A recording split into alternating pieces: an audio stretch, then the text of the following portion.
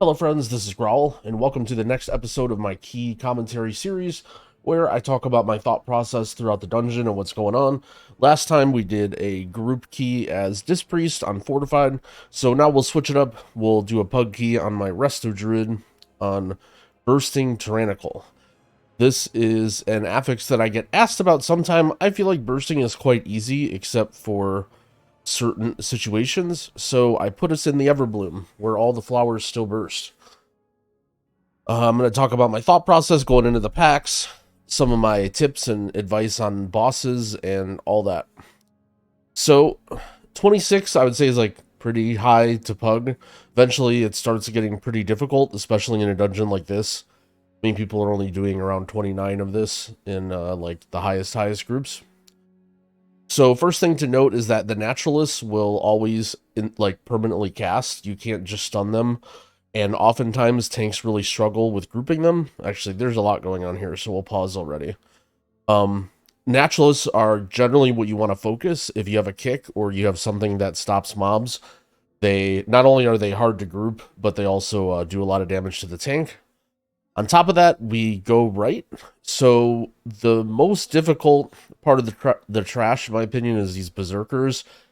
They charge at you very quickly, and they do a lot of damage. The problem is there's also other unavoidable damage going on too.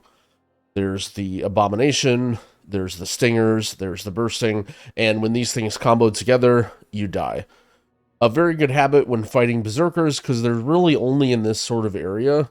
Anytime you have more than one or two, you want to be sort of just like chaining together all your cooldowns. Don't be afraid to just send tons and tons of stuff out, because you absolutely need it to live. Anyway, we will continue on now. We'll see what I do. So I put down an F-flow. I'm not exactly sure where we're going to group all these mobs. We actually do a pretty good job here grouping it all there, but I'm standing alone in my F-flow. Hopefully I move this pretty quick. This debuff right here stacks up to 12 on the tank, and it makes them take increased damage. When they have 12, because the debuff also slows, things like the Demon Hunter jump and Paladin Freedom can remove this, but when they get stuck with 12 stacks and they can't remove it, that's a good time to use healer externals like Iron Bark or Pain Suppression. You can see he freedomed off his thing is there. It is also entangling. I'm not going to talk too much about entangling this week. All right, so we have lots of mobs. I'm starting to see stuff die. This is where we activate our tree form. Now you notice here I'm kind of making like little micro movements as I'm moving around, or rather as I'm casting. This isn't just because I'm bored. It's because I want to be able to move out of the berserkers quickly. If you have any sort of rotation that you can do while moving, like for example, spamming regrowth with tree, do like sort of like moving around away from the berserkers is a good idea. All right, now we go into the next pull. You'll notice that I expended a lot there. We still have 3 charges of trees, but we used both of our barks, our flourish, our tree form, so we're fairly spent here. This is going to be a pull that does quite a lot of damage. So what I'm doing here, because this stinger, I'm standing at far-ish range. Usually with mobs that charge out like this, you actually want to stand close so that they die. You know, they're not running away from the pack. However, the stingers are sort of an exception because you can actually dodge this charge if you're far enough away and moving fast enough. I kind of clown it here, and I don't think I really, don't think I dodge any of them. So, yeah.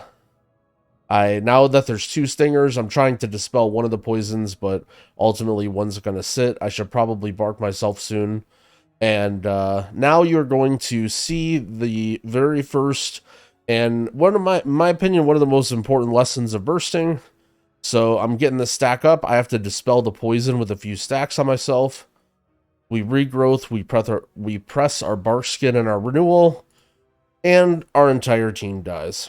And oftentimes this happens, and I get people coming into my chat or in the comments, and they're going, hey, what do I do with bursting?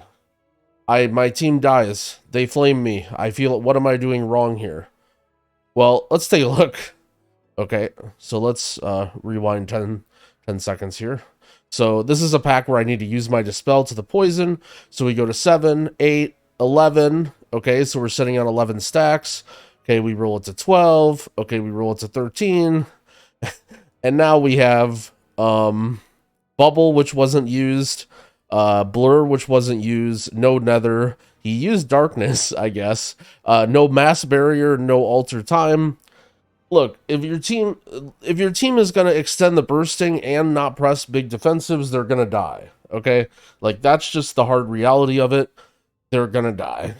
And the most important thing is that you're keeping yourself alive and you're keeping the tank alive. Because, well, you don't really lose that much time. Like, okay, they died. And now they press release and we run back and we lost at most 20 seconds.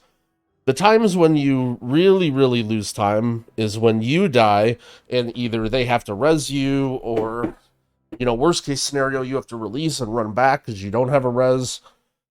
Or if the tank dies and then you have one mob left over and it kills somebody else.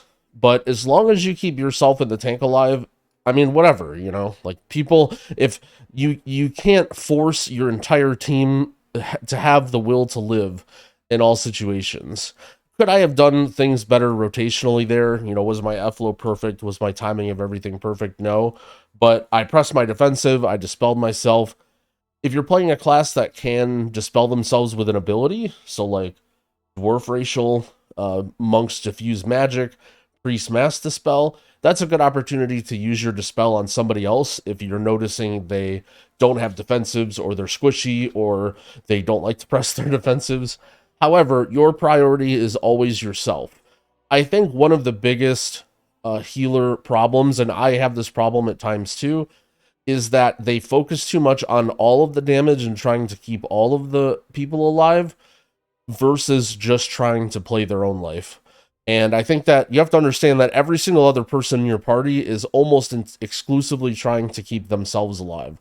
And they often don't want to use their things unless they absolutely have to. But they're going to use them, right? Like if you put them in a situation where they're about to die, they will hopefully press stuff. Don't get caught up in trying to save other people. Make sure you are saving yourself. Right now, one of the big, in my opinion, problems with the game, but let's call it truths, is that every single class has so many insane defensives. And, you know, they all need to use them. If they don't use them, well, you know, then they die. Obviously, we need to try to do what we can to get them to live. Okay, so we have another double stinger pull. This would be extremely dangerous on a fortified, but on Tyran, this is okay. Now we're dying here. You'll see what happened with my Dispel here? This is maybe a little bit of a mistake. So I have a lot of my hots up. I have my F-flow up. This is the situation looking where I think I should Dispel the mage. Because I have Bark and Flourish, I have lots of stuff going on here. It looks like maybe I missed a global or I was just asleep at the wheel there. That's a spot where I pretty easily could have saved my mage. Again, we start rolling the bursting and it's just like, okay, well, our Demon Hunter still doesn't want to press Blur. He still doesn't want to press Nether. Like, you know, he's just going to die. Like that. And it's like, whatever, you know, you don't have to be mad at him. You don't have to say anything in the chat. Like we make mistakes too, but don't, I guess don't overthink it, right? If your teammates aren't going to press their buttons, sometimes they're going to die. One small thing to note that a lot of people get confused about, or it can mess up your pulls in this area. These stingers, for whatever reason, are just like blind. They have a very, very short sight radius, and so you can walk very close to them without pulling them. So sometimes you'll see, like you can see here, we're not really worried about those guys at all. You have to get really close to actually pull them. They can still get social aggroed if you're dragging mobs near them. However, if they're just flying around, you know, you're not really worried about them too much. So keep that in mind. However, a lot of times what happens in PUGs is like, you know, 2 people know that and 3 people don't, and then the group ends up getting split up. But it's good to know.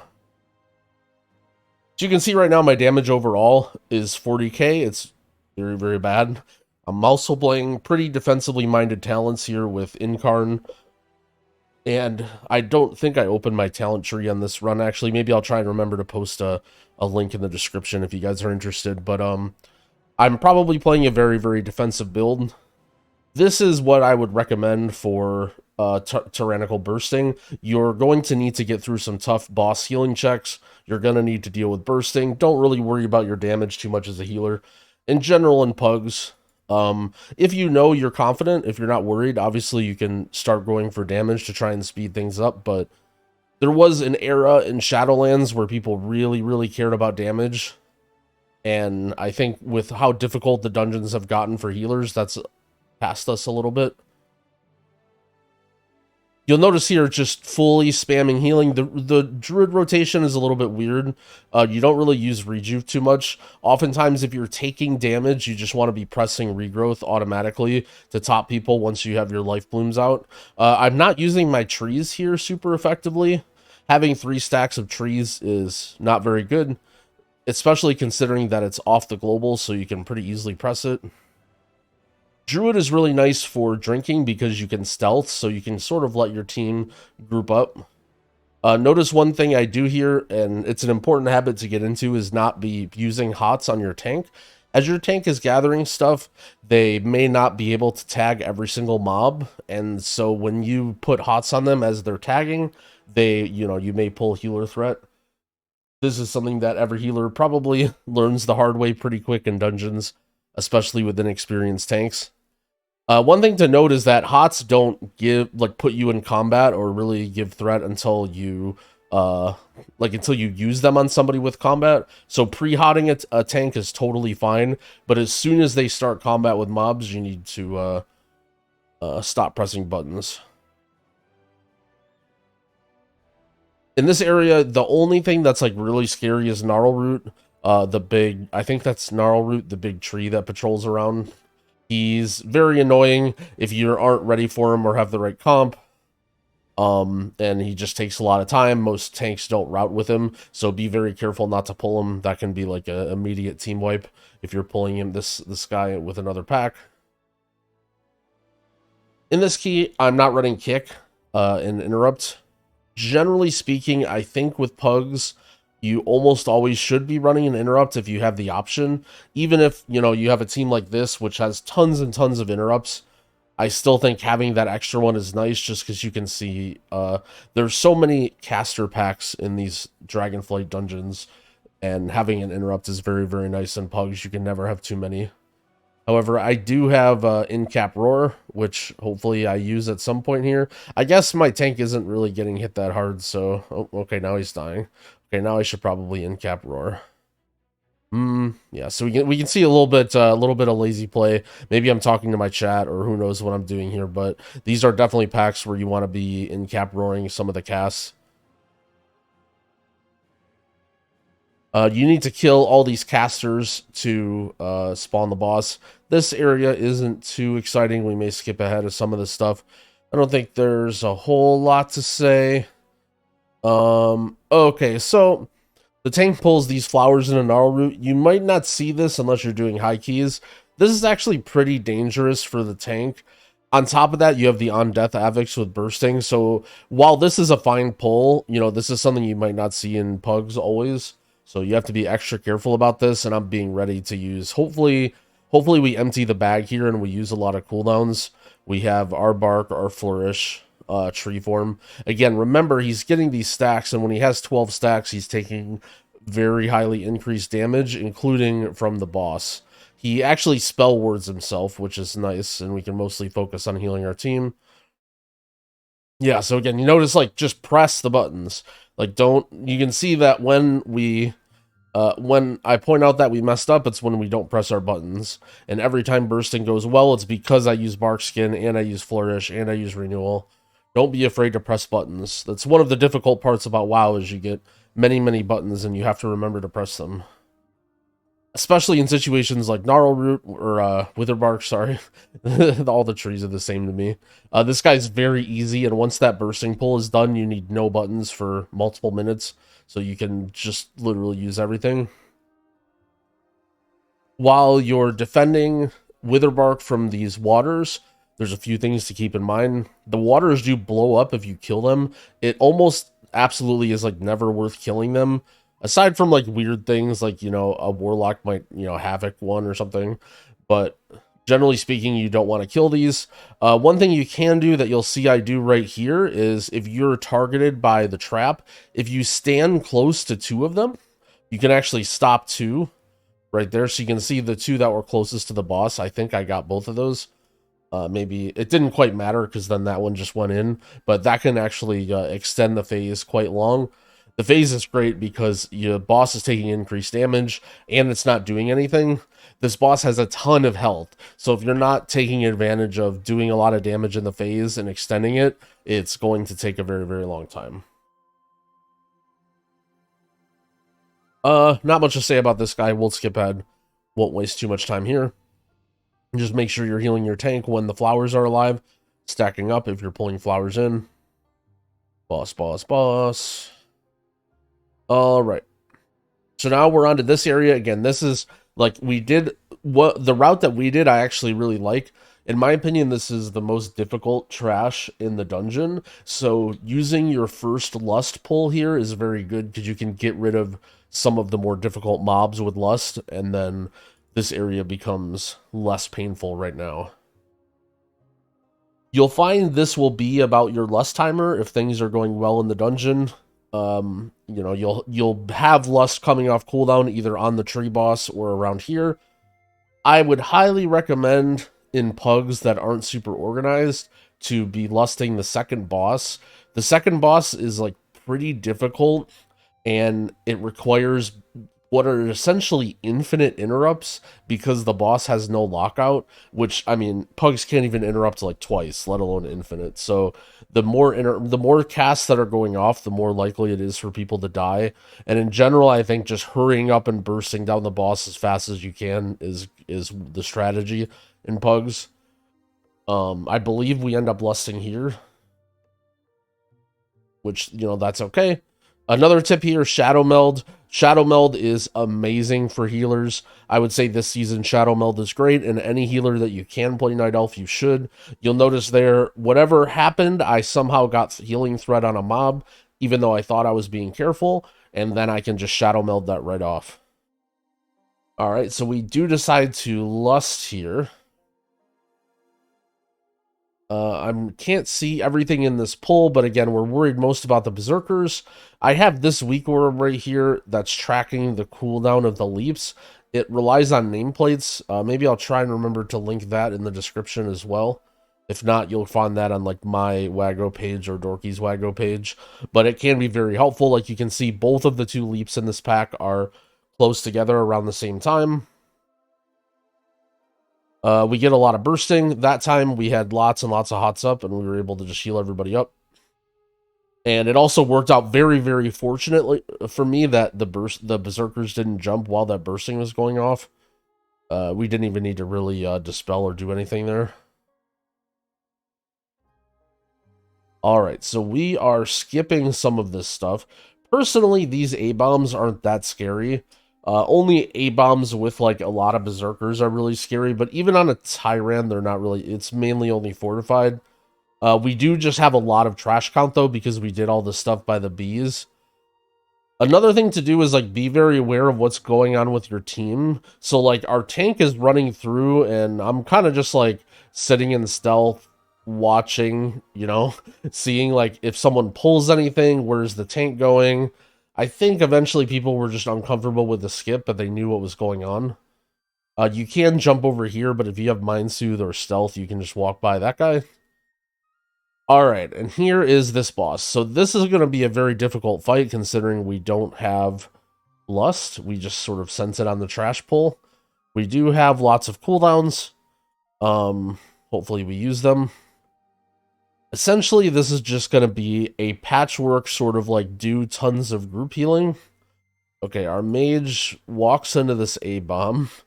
And, yeah, this is just pug things. Walks into the A-bomb. Luckily, again, right, paying attention, realizing that our team was a little bit lost. So we, let that go down. Alright, so lots of stuff going on in this fight. I'll try and talk in general, but also some Druid-specific stuff.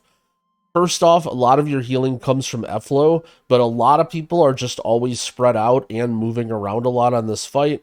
Do your best to constantly relocate your F-Flow or whatever sort of AoE healing you have. For instance, as a priest, make sure you're standing in a good spot, or you see somebody standing in a good spot to use Radiance, etc., because you're going to need to get healing on everybody.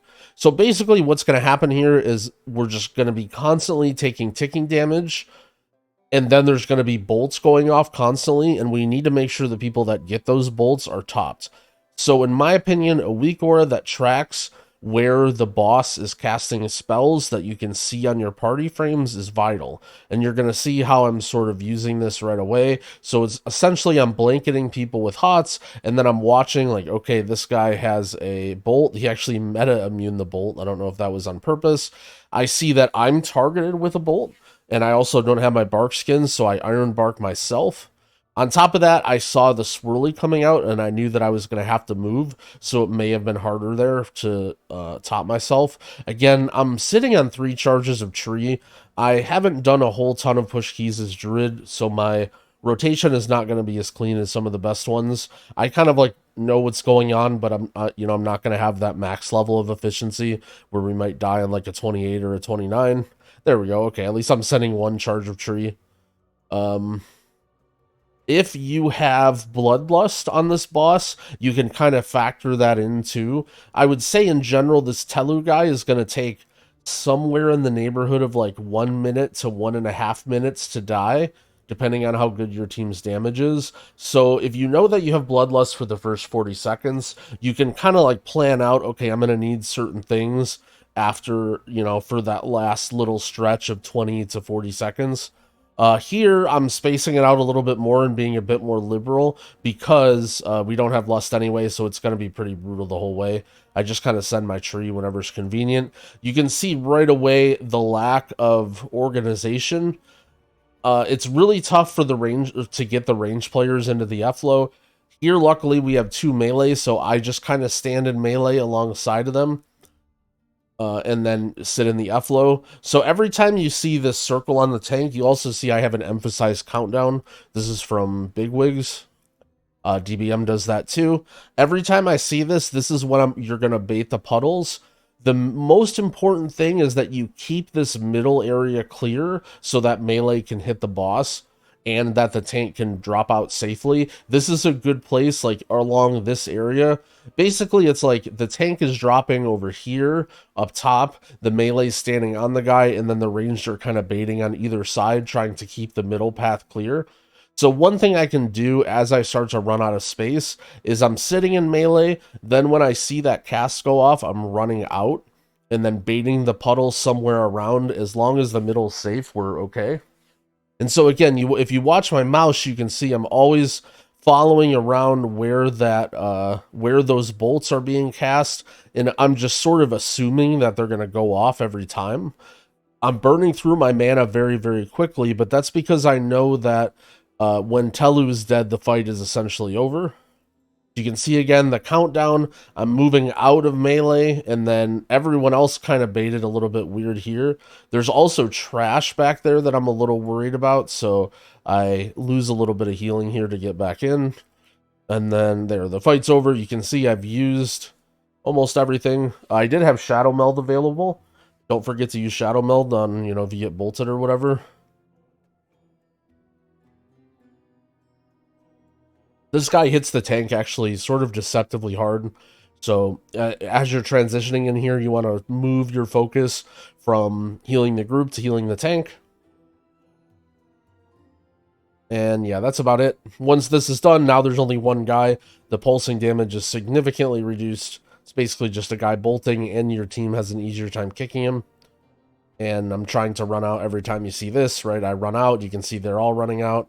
Then we get back in. Let's try and keep the middle lane clear. This was a little, we're definitely cutting it a little bit close here, but yeah, that'll happen. All right, so we will skip ahead to this area. Now we're sort of on the home stretch. If things are going well, okay, so we pull a couple mobs here from behind. Again, this is more of a high key thing. Once there's only one of the bosses left, you pull a couple mobs in just to you know, try and speed things up a little bit, but probably not nothing complicated that you'd have to worry about. So yeah, this is sort of the home stretch. If things have gone well up till this point, you kind of want to, your timer, I would say like 13 minutes about is what you need. The last boss, as you get into higher Tyran keys, is going to take a really, really long time. So I know it sounds crazy, but yeah, I think you need about 13 minutes or so here. Maybe you can get away with doing a little bit less. All right, so this trash. There's essentially 3 different elements of mages, and you have to kind of pay attention to which one's which. Pyromancers do AoE damage. Arcanomancers do this like orb thing that you have to dodge that generally targets ranged / the furthest player away. Sometimes it does weird stuff, but so essentially on Tyrannical, these pyromancers aren't super scary, and you just need sort of like the bare minimum out in order to live their AoE. However, if you're doing a high fortified key, these guys are going to hurt really, really bad, and you should definitely respect them. So here I make the mistake of forgetting about the arcane guy. The vision here is bad. Sorry about this. But I do have this weak aura that shows when I'm targeted by stuff. So as soon as I see this, I bark and then I bear just to make sure I can live. If you take that thing natty, I think it might kill you, but with any defensive, you can usually live it. This is where having an interrupt as a druid would also be really nice. Not only do these casters have those main abilities that I mentioned, but they also have big single target casts. And you can see that arcane goes off on this guy and it does over half of his health. Here comes the bursting. Luckily, again, if you focus the Pyromancer is going to be the scariest one of all these mobs, so that's generally the one that you're going to want to focus. So as soon as the bursting happens, the Pyromancer should be the one dying, and that way you don't have to worry about the overlap.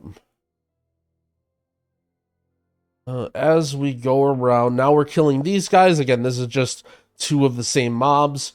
Also, keep in mind those fungal mancers hit the tank really hard, and the tank can sort of like outrange the ability by like backstepping or moving backwards.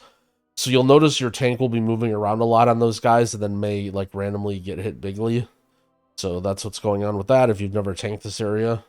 Again, you can see we're focusing down the pyro. This is the ice ability. You just have to dodge it. Okay, so now on to the arcane boss. This boss can be one of the most frustrating bosses as a healer this season, especially as a Resto Druid. It's one of those bosses where if you're doing lower keys or you're just learning, it doesn't seem that bad. If you're doing higher keys, it goes from not that bad to what the heck am I supposed to do? I want to quit and play Ogavoker for the rest of my life. Essentially, what's going to happen is there's 3 different abilities it uses, and it combos those abilities in 3 different ways. It's the same 3 abilities that it'll use over and over and over again. For some reason, in the pull, it only uses 1, but essentially, Cinderbolt Storm is going to do high group damage sort of randomly. It fires off these bolts. Essentially, you can be hit by up to 4 bolts if everyone is alive. If there are people dead, then you're going to die too because you're going to get hit by more bolts. So what you're going to need to do is you want to essentially have any hots up beforehand. However, you can see that the Cinderbolt Storm is only 3 seconds long. It's not, hots aren't really that important. It's more about the burst healing that you can do to the people that need it. The bolts also sort of stagger, so you can sometimes kind of see if you're going to get owned. So you can see here the mage takes a lot of damage and then uses greater invis. You actually have to press your defensive ability, unless it's a complete immunity or an absorb shield. You have to press this before the cast starts going off, or it doesn't work. So this guy G-invised here, but this is not doing anything. He's gonna take full damage from each of these bolts. Maybe he did it because he was like worried about the fire or something, but okay, so now it's going to do that same fire thing again, but there's already fire on the ground and there's ice orbs that cause you to move out of them. in my opinion, this is the most difficult one for a healer to be able to put out any sort of help. So this is where I would always recommend, if you have a big personal, to use it here. I would say on the other ones, you can use smaller stuff. And then for this one, you want to use a big personal. So you'll see here, I'm interested to see what I do because I iron barked the last one. I should send out some trees here. Yeah, you can see I just click out all of my trees as sort of a Hail Mary. I might just sit bare. Yeah, so you can see I catted to go out of the entangle, but really I just should have went bare right away. And I iron barked myself. And it's really, really important that everyone is using defensives on every single one of those ice ones, or people will die. Your teammates might not use defensives, and you know, you can only do so much for them. You can only do so much. The window to heal is 3 to 4 seconds, and so at most, like, you know what I mean, a person can only expect 1 cast to go off or 2 casts to go off. Is it unfortunate sometimes? Do you feel bad when, you know, you look at their death log and they would have lived if you healed them anything? Yes, but like that's sort of how always those are going to be, right?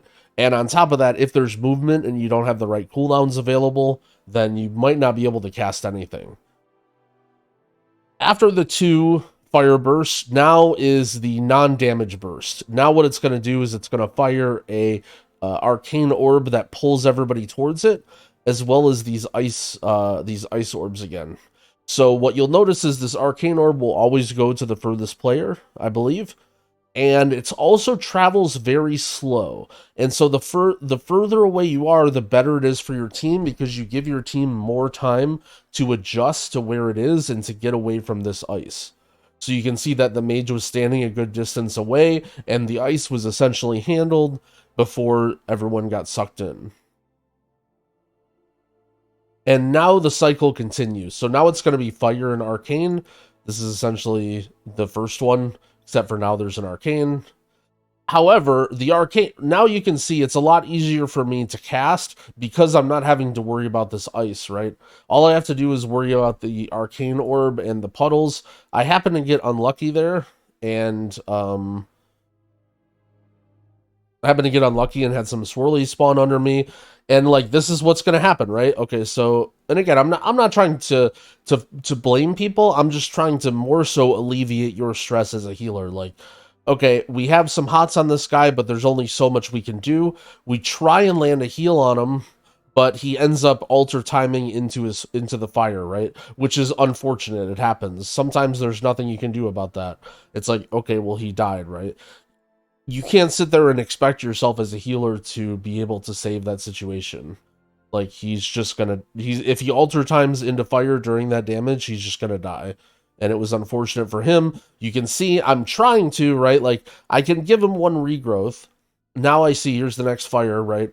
And I see that he's taking a lot of damage. I can try and throw a spell on him, but, you know, it's so quick that I really only have the time to cast 1 spell, or maybe 2 spells, and who knows, someone else might need the help too. This is where tree form for druid, or the verdancy talent, or some combination of both, is very, very good. Because regrowth is so strong this season, being able to cast regrowth while moving, and it being instant, can definitely save lives on this fight.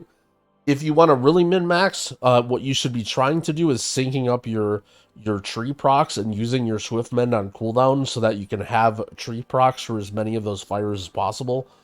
I'm not that big of a brainiac yet on Druid. I don't have the experience, so I don't quite do that. So again, we went through R2, and so now you can sort of see my toolkit now as Druid. I'm looking at Bark, I'm looking at Iron Bark, I'm looking at Renewal. Also, I have Bear Form, also I have Health Potion. So sometimes I can pass off my Iron Bark to someone else if I see they need it. Generally speaking, though, Demon Hunters and Rep Paladins and Mages are all pretty tanky, so this is a handy comp to have. You may be grouped with certain classes like, I don't know, Enhanced Shaman, which is a great damage dealer, but will struggle a lot to live on a fight like this, who may need the help with the Iron Bark. And yeah, rinse, repeat. This fight goes on and on. You can see, bark myself. The Ret Paladin's doing a great job, actually. He's sacking the mage and living himself. Maybe he throws himself a wog there. You know, the Demon Hunter uses his nether. But yeah, press defensives. This whole dungeon, so important to press defensives. So we kill the boss, and you can see that boss took a very long time. It's a very difficult boss that you don't have 100% uptime on. You have to move a lot, and you often cannot bloodlust. Okay, so now we're gathering the rest of the count we need. One thing to note, if you don't know, is there are some random mobs that are off on the side. They're like the stingers or whatever that you can pull. Wait, what happened here? What happened here? In case you're low on count. Oh, does our tank die? Probably, right? Yeah.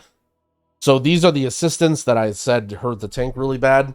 In general, the tank is probably trying to kite, but it's also probably really annoying as a prop paladin that needs to stay in your consecrate. So yeah, probably just was trying to kite and got clocked by all the mobs. This is real unfortunate. We only have one battle res left, and I don't want to use it because it can often be useful on the last boss. So we do have the time here to expend. It would be really tough if we didn't have a lot of time on the clock and we felt pressure to battle res to get through this. But luckily we have time. One last thing is, let's say you cleared all this beforehand. I think in PUGs what this tank did is totally fine. Just leave this for after boss, because there is sort of like waiting for the RP of the boss to activate and open the gate. However, if you have a ground targeted effect, like a movement effect, sorry, like a Demon Hunter jump or a Warrior leap or a Evoker rescue, you can get through this gate ahead of time and get to the boss early. You just go ahead and then you can get on a mount, like a 2-seater or multiple, you know, like this mount right here, and then other people can get on it. I should press Mark of the Wild. And now on to Yalnu. This boss is also very, very scary. This is a boss that doesn't feel like it does very much in low keys, but all of a sudden, when she gets to more difficult Tyran fights, it's insane. So what's going to happen here? It essentially only has two abilities. A big raid party-wide stomp, and then an ad that spawns that pulses damage. So the very first ad is going to spawn about 20 seconds into the fight. So what's going to happen is it's going to stomp and then ad. Right here, you're going to need to have a little bit of healing. You want to have people topped and ready when this ad is spawning, right? So you can see I have my F-low down, my life blooms out. I have my wild growth ready that I'm probably about to send here, hopefully. So now this is where things get scary, because while the ad is out, it's constantly pulsing damage, and we're going to get another one of these slams. This is the scary part. This is where you're going to need to make sure you have some sort of defensive coverage or a big cooldown. So this is where you're going to want to bark, either, you know, whatever, or renewal right before. Another thing you can do is you can see the cast time of this and then look at your health, right? And if your healer has everybody topped or has like a barrier down or something, then you might be fine. But if you see this going off and your health is below half or, you know, anywhere near half, you need to press the heal button. So, or unless you have, you know, a personal up or whatever. So that's the big moment right there. The ad comes up, it's doing a lot of damage. Then the slam happens. So the first ad, one thing that you really want to pay attention to is Bloodlust here. You're very likely going to Bloodlust this boss, and Bloodlust is going to play a huge factor in where you use your cooldowns, because Bloodlust doubly helps you, right? Number one, it gives you a ton of haste as a healer, so you're dishing out tons of spells. But number two, it also gives your DPS tons of damage, and they're in their cooldowns, and so they're going to kill the ad really quick. So you can see how easy that ad was, right? That ad died very quickly. You're probably like, what the heck are you talking about? How's this fight hard? But now what's going to happen is no one's going to have cooldowns, and the next ad is going to live for much longer. So it's very important that you kind of think about what cooldowns you have as a healer and how your team is doing situationally. So I knew that the first ad was going to die quick, and the second ad is probably going to be harder. In general, it's pretty good to throw out your longer cooldowns on the second ad, because this fight is going to be probably 4 minutes or so, maybe even longer. So you'll get 2 uses out of those 3-minute cooldowns. Let's say I have barrier as a priest, a tree form as druid, you know, your ascendants for shaman, the really, really big 3-minuters. So you can see here that this is the slam. Now the ad spawns. If you have any damage as a healer, it can be hard on your brain globals to remember to do it. But using your Iridol staff on the ad, dotting the ad, any little thing you can do if you can sneak it in helps. But you don't want to let people die because of it. I happen to get a verdancy proc here. Oh no, I just press tree. Oh yeah, we just press tree. We get a verdancy proc, but we also press tree. But notice how much damage our party is taking now, and how much longer the ad is living with the, with not having bloodlust and cooldowns. Druid is pretty dang good at healing this boss. Not only does it have pretty good sustained AoE healing, but it's also pumping single target. But so these moments, right? But this isn't scary at all. We have a slam, but there's nothing going on here. So don't, you know, you need to constantly be mana efficient and not waste any buttons, right? Because you can very easily just use passive healing, get some damage in until the next one, right? It's only until you see you're going to get a slam into an ad into another slam, and it happens every roughly about 50 seconds if you want to sort of like imagine the cooldowns in your head about when you're going to use what. So if it's a 1 minute, you can't necessarily use it on every single one. You know, if it's 2 minute, you can use it on like every 3 sort of, or like maybe if you can use it really early on the first one, you can use it at the very end of the second one. So now this ad spawns, we have flourish, hopefully, that we press. But yeah, Druid just has so much. Druid isn't really that cooldown reliant. So I'm not really, yeah. So we do press our flourish. We're putting out hots on everyone. Notice how, and if I haven't made this clear already, I guess I probably should have mentioned it. Notice how brutally I ignore the tank. There are some areas of dungeons that are hard for tanks, but in general, on any sort of AoE boss fight, it's a total waste to be pressing anything on the tank unless they, you know they need it for specific mechanics. And so I'm, you know, never having life bloom on the tank, never having life bloom, you know, or really anything on them, not wasting any time there. And that'll help me. And then you sort of want to prioritize it too. For example, Mage is really good against bursty damage because you can either alter time it or ice cold. You'll have a barrier up a lot of time. Demon Hunter is really good at sustained damage just because it's leeching so much. So you kind of can think about too, like, okay, well, actually I'm in the biggest danger here, right? All my teammates are pretty tanky, so I'm the most important person that needs to have hots. In hindsight, I have the life blooms not on myself. This is kind of Druid specific, but I guess we can talk about it. A lot of people ask about life blooms. In the past, you would always have life bloom on yourself because it would boost all of your other hots. Now life bloom is a little bit different. Having life bloom on other people benefits you still because it's when it blooms, it interacts with your talents.